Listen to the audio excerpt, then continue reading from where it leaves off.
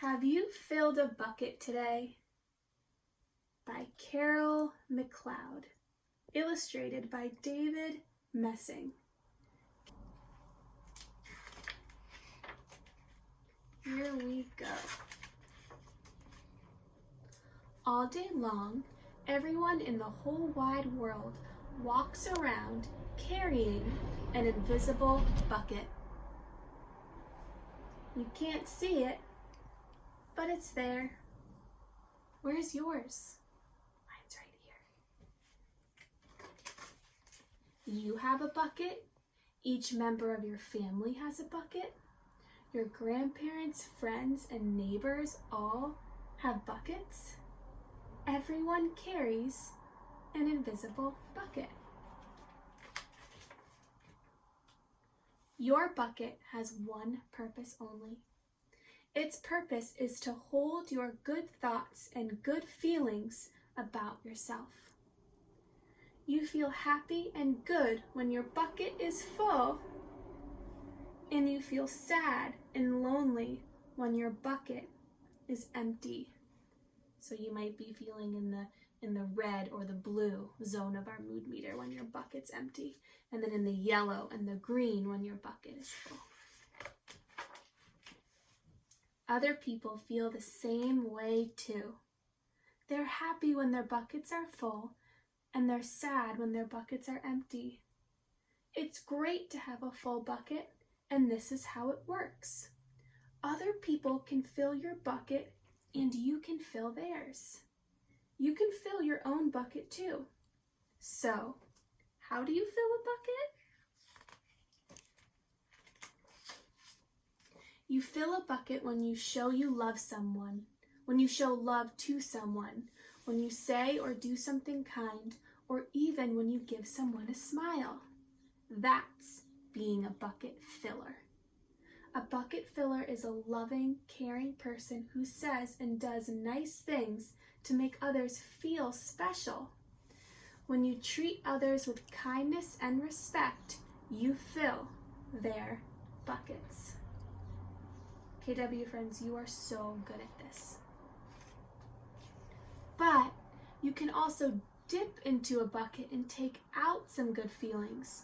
You dip into a bucket when you make fun of someone, when you say or do things that maybe you don't mean, or even when maybe you don't pay attention to someone. That's bucket dipping.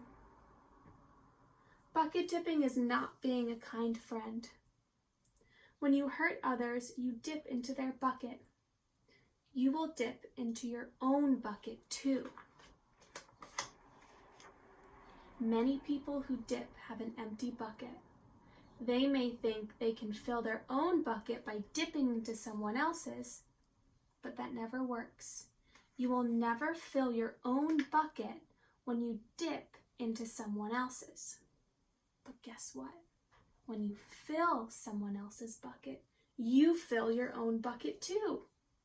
You feel good when you help others feel good.